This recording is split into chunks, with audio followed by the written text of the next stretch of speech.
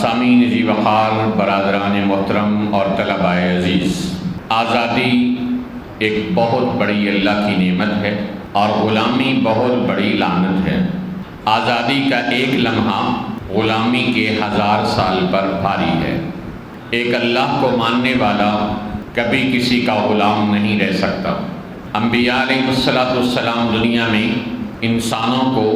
انسانوں کی غلامی سے نکال کر ایک اللہ کی غلامی میں داخل کرنے کے لیے آتے تھے۔ حضرت ربیع ابن عامر رضی اللہ تعالیٰ عنہ صحابی رسول ہیں۔ رستم کے دربار میں جب وہ گئے تو رستم نے پوچھا کہ کیسے آئے ہو؟ انہوں نے فرمایا آئے نہیں، ان اللہ ابتعثنا، ہمیں اللہ نے بھیجا ہے۔ کہ کس لیے بھیجا ہے؟ لنخرج العباد من عبادت العباد الى عبادت رب العباد، ہم لوگوں کی غلامی سے نکال کر ایک اللہ کی غلامی میں داخل کرنے کے لیے آئے ہیں۔ تو یہ جو اسلام کا تصور ہے کہ غلامی صرف اللہ کی چلے گی، حضرت عمر رضی اللہ تعالیٰ عنہ کا مشہور زمانہ جملہ ہر مسلمان کے قلب و جگر میں محفوظ ہے کہ انہوں نے ارشاد فرمایا متى استعبتم الناس وقد ولدتهم امہاتهم احرارا، اے لوگو تم نے کب سے انسانوں کو غلام بنا لیا ہے جبکہ ان کی ماں نے تو انہیں آزاد جنا تھا۔ تو جس کو ماں نے پیٹ سے آزاد جنا ہو اس کو کوئی غلام نہیں رکھ سکتا۔ اور آزادی ایک فطری چیز ہے۔ آپ ایک پرندے کو پالتے ہیں، اسے دودھ، مکھن اور دہی کھلاتے ہیں، اسے اے سی والے ٹھنڈے کمرے میں رکھتے ہیں اور بیمار ہونے پر اسے ڈاکٹر کے پاس لے جاتے ہیں یا ڈاکٹر کو پرندے کے پاس لے کر آتے ہیں، لیکن پرندہ پنجرے میں بند ہے۔ جب آپ پنجرے کا دروازہ کھولتے ہیں تو پرندہ سب سے پہلے پھر کر کے اڑتا ہے، کیونکہ وہ آزاد فضاؤں میں سانس لینا چاہتا ہے۔ وہ دانہ دن کا چگ کر اور کبھی خالی پیٹ کبھی بھرے پیٹ وہ فضاؤں میں، آزاد فضاؤں میں اڑنا پسند کرتا ہے اور غلامی کے اندر رہنا پسند نہیں کرتا، چاہے اسے روزانہ دیسی گھی کی چوری اور دودھ، دہی اور مکھن ہی کھانے کو کیوں نہ ملتا ہو۔ جب ایک پرندے کی یہ فطرت ہے تو اشرف المخلوقات کیسے کسی کا غلام رہ سکتا ہے؟ تو یہ چیز اور یہ بات مسلمان کے قلب و ذہن میں راسخ کر دی گئی کہ غلامی صرف اللہ کی چلے گی، اس کے رسول کی چلے گی، اس کے علاوہ مسلمان بطور انسان کسی کا غلام بن کر زندہ نہیں رہ سکتا۔ اس ذہنیت کے مالک لوگوں کو انگریز نے یہاں آ کر اپنا غلام بنایا اور مسلمان کو غلامی کی زنجیریں پہنانا آسان بھی نہیں ہے۔ جب تک آپ کے اندر کے لوگ اس میں شامل نہ ہوں، آپ کو کوئی آ کر باہر سے غلامی کی زنجیریں نہیں پہنا سکتا۔ آپ خود اپنی آنکھیں نہ بند کر لیں، آپ خود غفلت کی چادر نہ تان لیں، آپ خود بزدلی کا مظاہرہ نہ کریں، آپ کو کوئی قید نہیں کر سکتا، کوئی غلام نہیں بنا سکتا، کوئی غلامی کی زنجیریں نہیں پہنا سکتا۔ اور جب ایک قوم ایک طویل عرصہ تک غلامی کی زندگی گزارتی ہے تو غلامی اس کی فطرت ثانیہ بن جاتی ہے۔ غلامی میں نہ کام آتی ہیں شمشیریں نہ تدبیریں، تو پھر شمشیریں بھی کام نہیں آتی، تدبیریں بھی کام نہیں آتی۔ لیکن یہ اور قوموں کے ساتھ تو ہو سکتا ہے، مسلمانوں کو دیر تک غلام نہیں رکھا جا سکتا۔ ان کے جسموں پر تو آپ قبضہ کر سکتے ہیں، غلام بنا سکتے ہیں، لیکن مسلمان کے قلب و روح کو آپ غلام نہیں بنا سکتے۔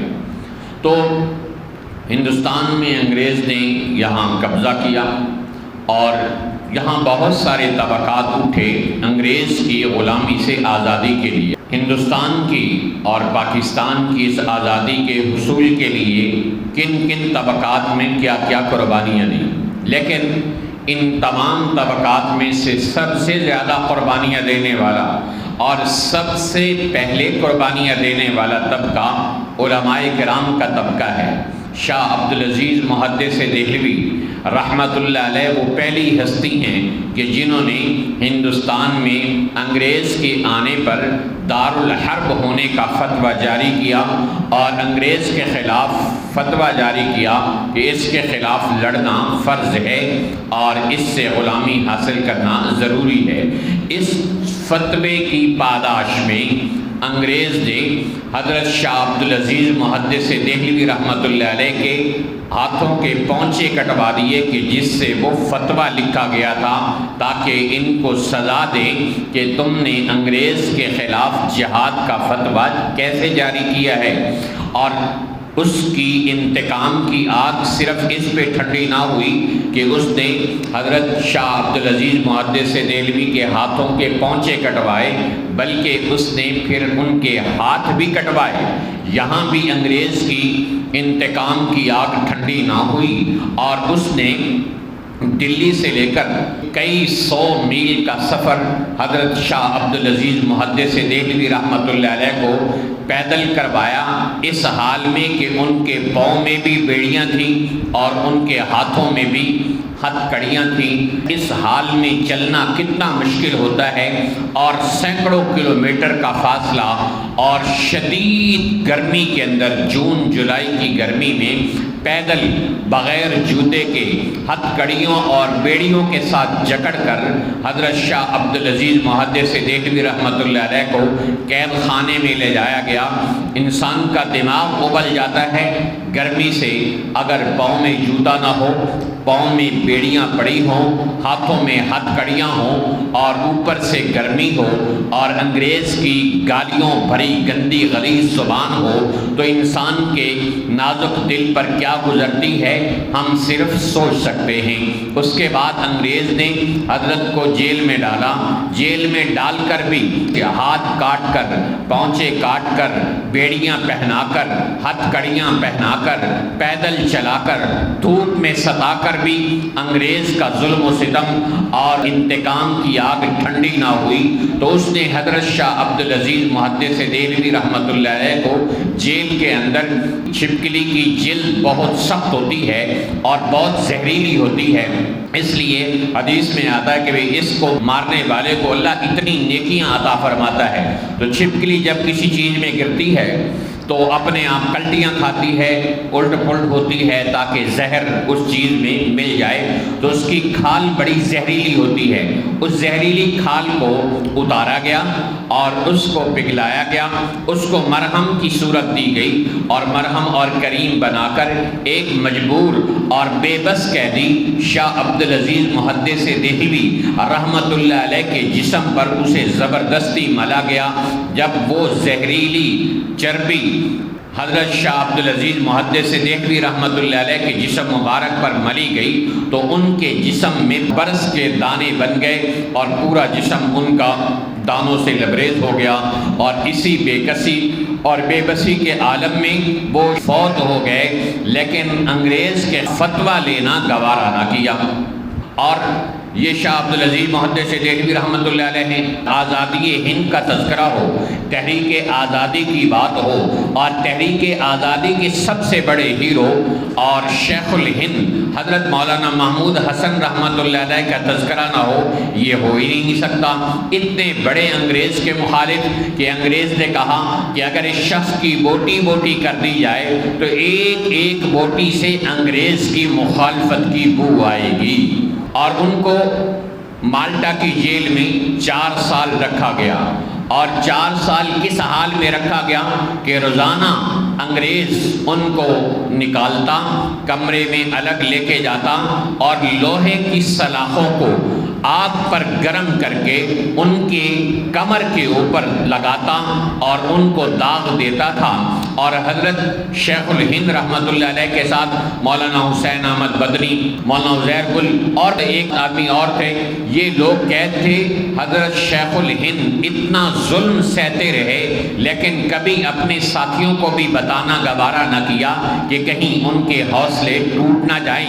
جب حضرت شیخ الہند رحمۃ اللہ علیہ کو موت کے بعد غسل دینے کا وقت آیا تو مفتی اعظم ہند حضرت مفتی کفایت اللہ دہلوی رحمۃ اللہ علیہ نے دیکھا کہ ان کے جسم پر تو نشانات ہیں اور کھال کمر پر کوئی باقی ہی نہیں رہی، ساری انگریز نے جلا کر راکھ کر دی۔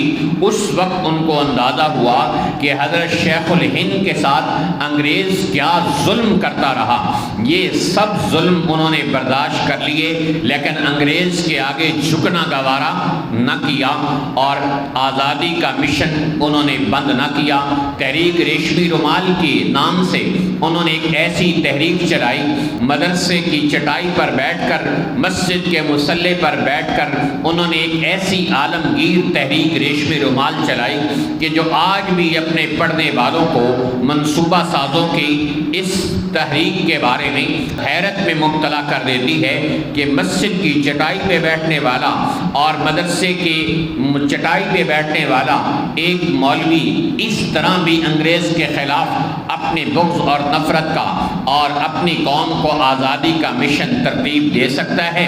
اور بانی دارالعلوم دیوبند حضرت مولانا قاسم نانوتوی رحمۃ اللہ علیہ کو کہا گیا کہ آپ نے مدرسہ بنایا ہے اور اس میں انگریز کی مخالفت کی تحریک چل رہی ہے، اگر آپ نے اپنا یہ مشن جاری رکھا کہ اپنے طلباء میں آپ نے انگریز کی مخالفت کا بیج بویا، آپ تحریک آزادی کا مشن بند کر دیں ورنہ مدرسہ بند ہو جائے گا۔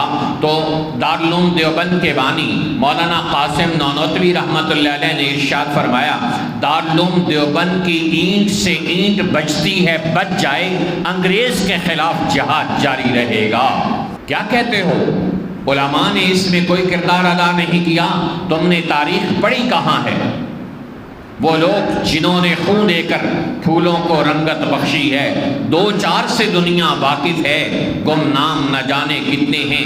ایسے علماء کرام اور ایسی ان کی قربانیاں ہیں کہ محفل میں کھڑے ہو کر بندہ ان قربانیوں کا ذکر بھی نہیں کر سکتا۔ ان پر وہ ظلم و ستم کے پہاڑ توڑے گئے، دلی سے لے کر پشاور تک درختوں پر علماء کرام کی لاشوں کو لٹکایا گیا اور بڑی بڑی قبریں کھودی گئی کرینوں کے ذریعے سے اور اس میں زندہ علماء کو دفن کر دیا گیا، توپوں کے دہانوں پر رکھ کر علماء کرام کو اڑا دیا گیا۔ کیا جرم تھا علماء کا کہ وہ کہتے تھے کہ ہم انگریز کی غلامی میں خود بھی نہیں رہیں گے اور نہ اپنی قوم کو انگریز کا غلام رہنے دیں گے۔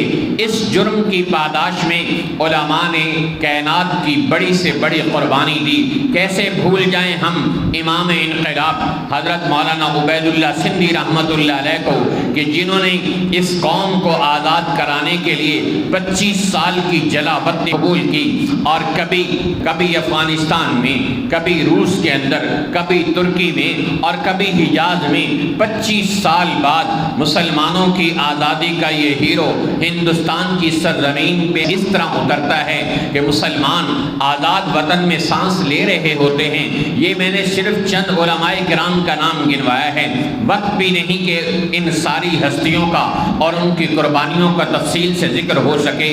ہماری قوم کو، ہماری نوجوان نسل کو، ہماری نیو جنریشن کو اس سے غافل رکھا گیا ہے اور بتایا گیا کہ چند لوگوں نے سیاسی ریزولوشن پاس کی اور سیاسی قراردادیں پاس کی اور کچھ لوگوں نے جلوس نکالے اور نعرے لگائے، لے کے رہیں گے پاکستان، بن کے رہے گا ہندوستان، اور پاکستان کا مطلب کیا؟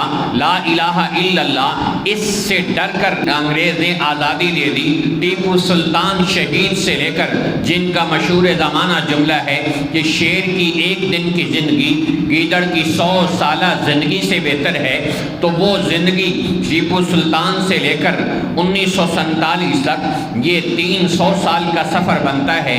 اس میں ہمارے اکابر نے 1857 کی جنگ آزادی لڑی، جس میں حضرت سید الطائفہ حضرت حاجی امداد اللہ مہاجر مکی رحمۃ اللہ علیہ بھی شامل ہوئے، قاسم العلوم والخیرات مولانا محمد قاسم نانوتوی شامل ہوئے اور فقیہ اعظم امام ابو حنیفہ بک حضرت مولانا رشید احمد گنگوہی شامل ہوئے۔ ان لوگوں نے قربانیاں دی۔ حضرت سید الطائفہ حضرت حاجی امداد اللہ مہاجر مکی کو بے گھر ہونا پڑا، بے وطن ہونا پڑا، وہ ہجرت کر کے مکہ مکرمہ چلے چلے گئے، مہاجر مکی کہلانے والے بنے۔ حضرت مولانا قاسم نانوتوی رحمۃ اللہ علیہ کو انگریز تلاش کرتا پھرتا تھا کہ کہاں ہے وہ جن کو ہم پکڑ کر جیل میں ڈالنے والے بنے۔ شیخ العرب والعجم، شیخ الاسلام والمسلمین مولانا سید حسین احمد بندی کو کراچی کی دینا ہال میں انگریز کہتا ہے، اے حسین احمد، کیا تو نے ہمارے خلاف جہاد کا فتویٰ جاری کیا ہے؟ کہا جی کیا ہے۔ کہا آپ فتویٰ واپس لے لو۔ کہا میں اپنا فتویٰ واپس نہیں لیتا۔ کہا تمہیں پتہ ہے اس کی سزا کیا ہے؟ کہا کیا سزا دے سکتے ہو؟ کہا سزائے موت۔ تو حضرت شیخ العرب والعجم مولانا سید حسین احمد بندی رحمۃ اللہ علیہ نے اپنی بغل سے کفن نکالا اور عدالت کے کٹہرے میں لہرا کے کہا، تم مجھے موت سے ڈراتے ہو، میں دیوبند سے اپنا کفن لے کے آیا ہوں۔ اور عدالت کے کٹہرے میں کھڑے ہو کر یہ شعر پڑھا، لیے پھرتی ہے بلبل چونچ میں گل، شہید ناز کی تربت کہاں ہے؟ تو آج کہا جاتا ہے کہ فلاں بانی پاکستان ہے، فلاں لوگ تحریک آزادی کے ہیرو ہیں۔ کہاں گئے علماء کرام کے تذکرے؟ کیا بگاڑا تھا انہوں نے انگریز کا، جن علماء کرام کو اتنی بڑی سزائیں دی گئی اور ان کو بڑی بڑی قربانیوں سے گزرنا پڑا، صرف اس قوم اور اس کے آنے والی آئندہ نسلوں کو انگریز کی غلامی سے آزاد کرانے کے لیے علماء نے یہ قربانیاں پیش کی ہیں۔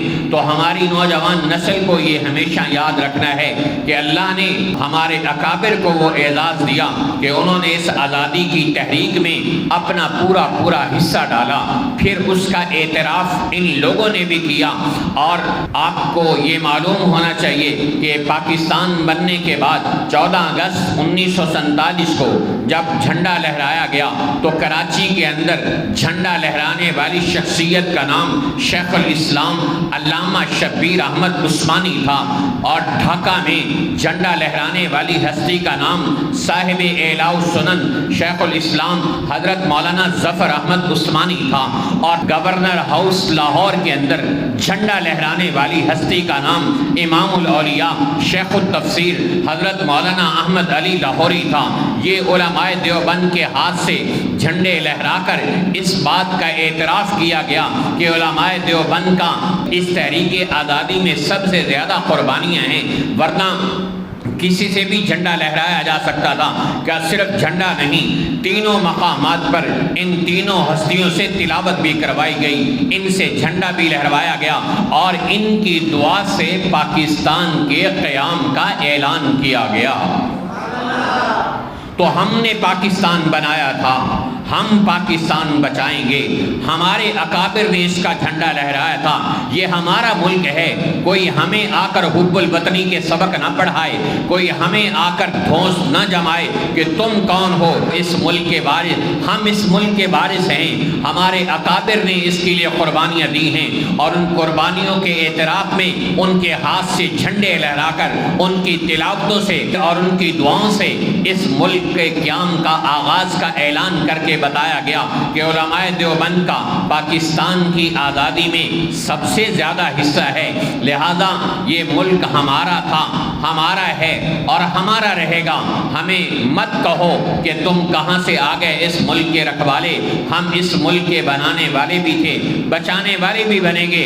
اس ملک پر جب بھی کبھی مشکل وقت آیا، الحمدللہ علماء دیوبند اور ان کے ماننے والے سب سے پہلے اپنی جانوں کے نذرانے پیش کرنے کے لیے آگے آئے۔ انگریز کے ٹوڈی اور اس کے نمک خار جب بھی مشکل وقت آیا باہر دوڑے اور ملک سے غداری اور بے وفائی کے مرتکب ہوئے۔ ہمارا جینا بھی اس ملک کے ساتھ ہے، ہمارا مرنا بھی اس ملک کے ساتھ ہے، لہذا ہم اس ملک میں تمہیں وہ پیغام یاد دلاتے ہیں۔ قائد اعظم محمد علی جناح نے ہر بیان میں اعلان کیا، اپنی قوم کے سامنے ایک بار نہیں، 20 بار نہیں، سینکڑوں بار کہا کہ ہم یہ کلمہ طیبہ کی بنیاد پر اس ملک کو حاصل کر رہے ہیں، اور ہم اس میں اللہ کا نظام نافذ کریں گے۔ تو ہمارا یہ مطالبہ ہے کہ اس ملک میں اسلام کا نظام نافذ کریں۔ اگر نہ کیا تو 25 لاکھ شہداء کے سامنے کل کیا منہ دکھائیں گے؟ کل قائد اعظم محمد علی جناح کے سامنے کیا منہ لے کے جائیں گے؟ ہم نے سینکڑوں مرتبہ اس قوم کو یہ وعدہ دیا کہ ہم اس ملک میں اسلام نافذ کریں گے، ہم اسلام کی ایک تجربہ گاہ حاصل کرنا چاہتے ہیں۔ قائد اعظم محمد علی جناح سے پوچھا گیا ملک پاکستان آپ بنانے جا رہے ہیں، اس کا قانون کیا ہوگا؟ انہوں نے کہا قانون تو قرآن کی شکل میں ہمارے پاس موجود ہے، ہمیں قانون بنانے کی کیا ضرورت ہے؟ تو یہ قائد اعظم کے وعدے آج بھی ریکارڈ کا حصہ ہیں، ان کی تقاریر کے لاکھوں لوگ گواہ ہیں۔ ان لاکھوں لوگوں کی گواہی اور قائد اعظم کی روح کے سامنے شرمندگی سے بچنے کے لیے ضروری ہے کہ اس ملک کو اسلام کا نظام دو، اور یہ ملک اسلام کے نام پر بنا ہے، اسلام کے نام پر بچے گا۔